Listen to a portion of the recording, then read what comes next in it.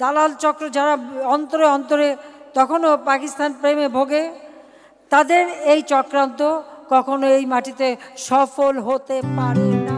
সদ্য সাবেক প্রধানমন্ত্রী শেখ হাসিনার পতনের পর অন্তর্বর্তীকালীন সরকার গঠনের জন্য নোবেলজয়ী অধ্যাপক ডক্টর মোহাম্মদ ইউনূসকে প্রধান উপদেষ্টা করে রূপরেখা দিয়েছে বৈষম্য বিরোধী ছাত্র আন্দোলনের সমন্বয়করা।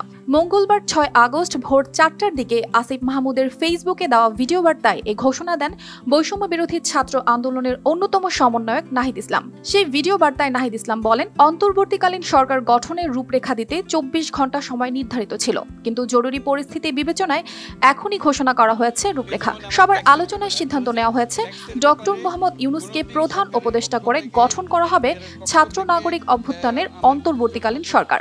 আমরা সিদ্ধান্ত নিয়েছি যে সর্বজন গ্রহণযোগ্য আন্তর্জাতিক খ্যাতিসম্পন্ন নোবেল পুরস্কার বিজয়ী ডক্টর মোহাম্মদ ইউনূসকে প্রধান উপদেষ্টা করে অন্তর্বর্তীকালীন সরকার গঠন করা হবে এবং ডক্টর মোহাম্মদ ইউনূসের সাথেও আমাদের কথা হয়েছে, তিনি ছাত্র জনতার আহ্বানে বাংলাদেশকে রক্ষা করতে এই গুরু দায়িত্ব নিতে সম্মত হয়েছে।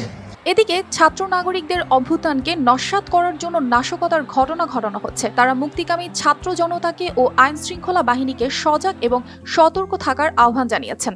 আমরা রক্ত দিয়েছি, শহীদ হয়েছি, আমাদের যে প্রতিশ্রুতি একটি নতুন বাংলাদেশ গঠন করার জন্য সেটিকে আমাদের অবশ্যই বাস্তবায়ন করতে হবে এবং অবশ্যই ছাত্র জনতার প্রস্তাবিত সরকার বাদে কোনো ধরনের সরকার কিন্তু মেনে নেওয়া হবে না।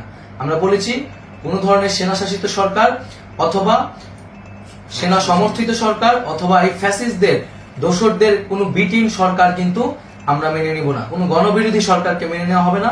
সাম্প্রদায়িক সম্প্রীতি এবং রাষ্ট্রীয় সম্পদ রক্ষা কমিটির ঘোষণা হয়েছে বৈষম্য বিরোধী ছাত্র আন্দোলনের নেতৃত্বে সকল পাড়ায় পাড়ায় এলাকায় এলাকায় সেই কমিটি পাহারায় থাকবে। আমাদের সংখ্যালঘু কমিউনিটিকে আমাদের রক্ষা করতে হবে, রাষ্ট্রীয় সম্পদ এবং এই দেশকে রক্ষা করতে হবে আমাদের। বৈষম্য বিরোধী ছাত্র আন্দোলনের অন্যতম এই সমন্বয়ক বলেন, অন্তর্বর্তীকালীন সরকার গঠন না হওয়া পর্যন্ত মুক্তিকামী ছাত্র জনতাকে রাজপথ থেকে অভ্যুত্থানকে রক্ষা করতে হবে। ছাত্র জনতার প্রস্তাব ছাড়া কোনো ধরনের সরকার মেনে নেওয়া হবে না।